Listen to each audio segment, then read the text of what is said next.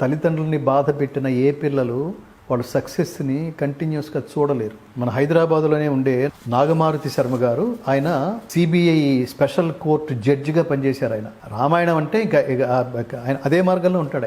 ఆయన ఒక మాట అన్నాడు, నేను ఇవాళ సుఖమైన జీవితం, ఆరోగ్యకరమైన జీవితం, సంస్కారవంతమైన జీవితం గడుపుతున్నాను అంటే దానికి కారణం నా తల్లిదండ్రులకి నేను సేవ చేయటమే అన్నాడండి.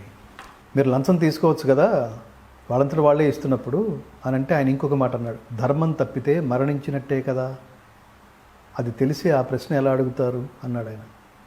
వీళ్ళు మానవ లోకానికి దిక్సూచులు వీళ్ళు. ఇవి వాల్యూస్ అంటే ఇవి.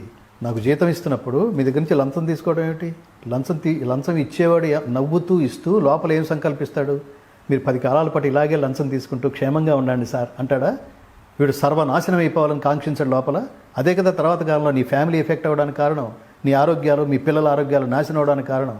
మీరు భగవద్గీత చదవండి, అన్యాక్రాంతంగా అనవసరంగా ఇతరుల జేబులో డబ్బులు మీరు ఖర్చు పెట్టే ఆలోచనలు పోతాయి. నీ జేబులో డబ్బు నా జేబులోకి ఎందుకు రావాలండి? నాకు కష్టం ఉంటే, నాకు తెలివితేటలుంటే నేను సంపాదించుకుని నేనే ఆ వస్తువుని కొనుక్కోవాలి.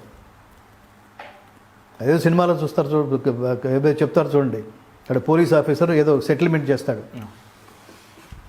మా పద్మావతికి ఆ ఫ్లాట్ ప్లాన్ చేయండి. ఏదో సినిమా, అది మహేష్ బాబు సినిమా.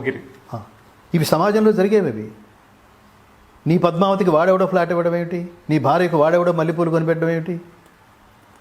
నీ ఇంటికి వాడెవడో ఇటుకలు సప్లై చేయడం ఏంటి?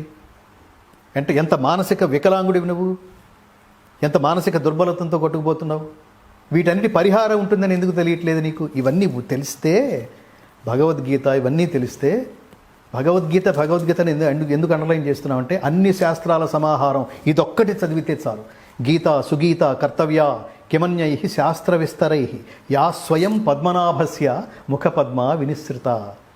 సాక్షాత్తు పరమాత్ముడి ముఖపద్మం నుండి వెలువడిన మహోత్కృష్టమైన కర్తవ్య బోధ, దివ్యవాణి, మహోత్కృష్టమైన మానవ జాతికి అందించే సందేశం ఉండగా ఇతర శాస్త్రాలతో పనేంటి? అందుకని కన్ఫ్యూజ్ కాకండి. వేదాలు వదిలిపెట్టేయండి, శాస్త్రాలు వదిలిపెట్టేయండి, ఉపనిషత్తులు వదిలిపెట్టేయండి. వీటన్నిటి సారమే భగవద్గీత.